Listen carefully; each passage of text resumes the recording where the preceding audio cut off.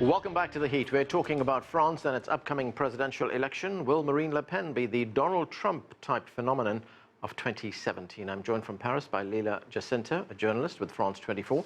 Also with us from Paris is human rights activist Yasser Louati. And joining me here in the studio is Ansgar Graw, who writes for the German newspaper Die Welt.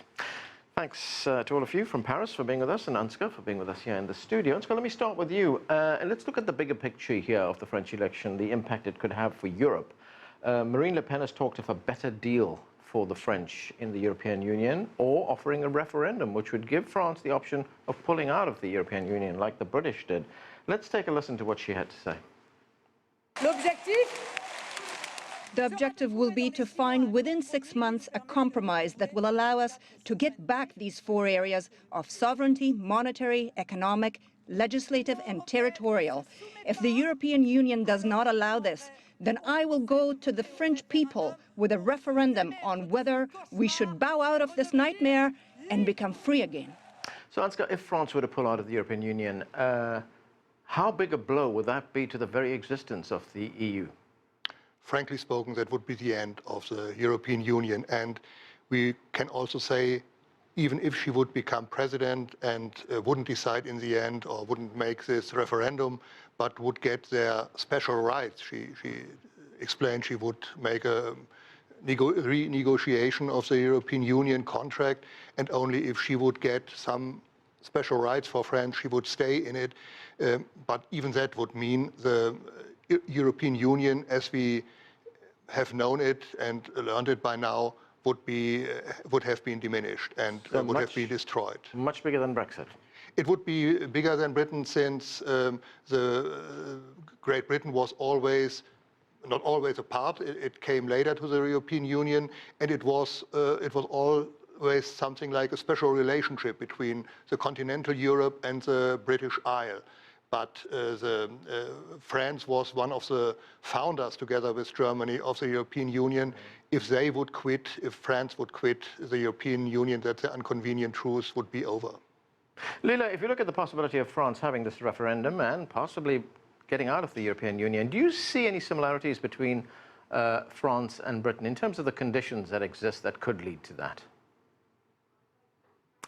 Well, the French are not as anti-EU as the British. Polls repeatedly show that they would certainly like reforms.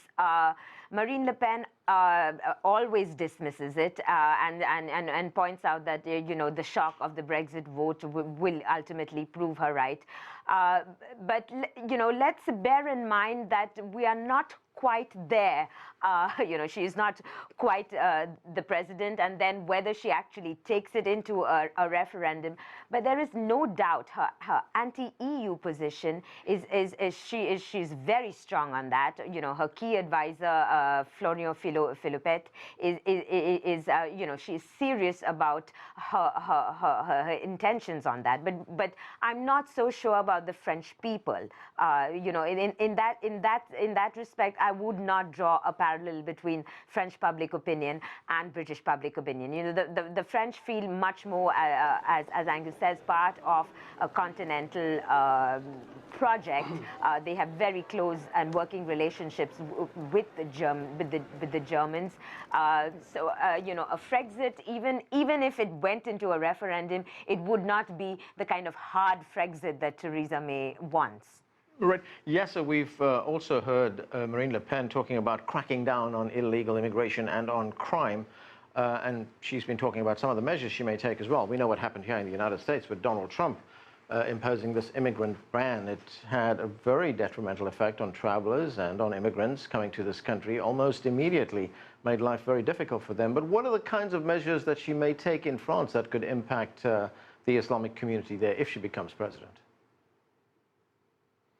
Well, first, if you want to speak again about the Marine Le Pen preaching about leaving the EU, well, of course, the EU is failing the very European people that it's supposed to represent. It has an anti-democratic track record. We shouldn't forget the 2005 vote on the European Constitution, the French people said no, and the ruling party back then with Sarkozy, they passed it in, with Chirac, sorry, they passed it anyway. So the EU needs tremendous reforms to maintain some kind of legitimacy.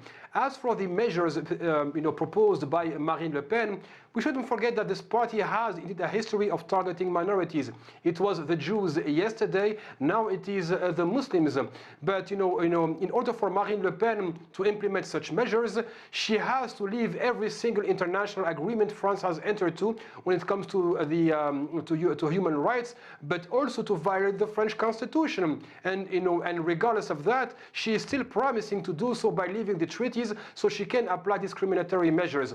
But and even as dangerous as that sounds, her own niece, for example, Marion Maréchal Le Pen, declared last year that Muslims should accept to be second-class citizens when compared to Christians in France. So yes, there are reasons to worry should this woman come to power. But again, the very fact that her ideas are also being shared, for example, by someone like Jean-Luc Mélenchon, who is on the far left and proposing to leave the EU, also gives more credibility to such extreme ideas.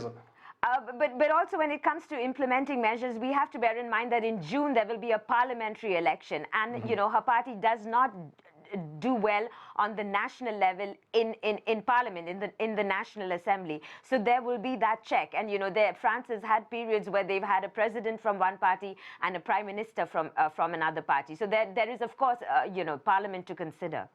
Right, now I was going to say that some of the policies that she talks about, even some of the policies that Donald Trump talks about, shared by both right and left. Ansgar, you covered the Trump campaign here in the United States. Yes. What kind of parallels do you see between that campaign and the one being run now by Marine Le Pen?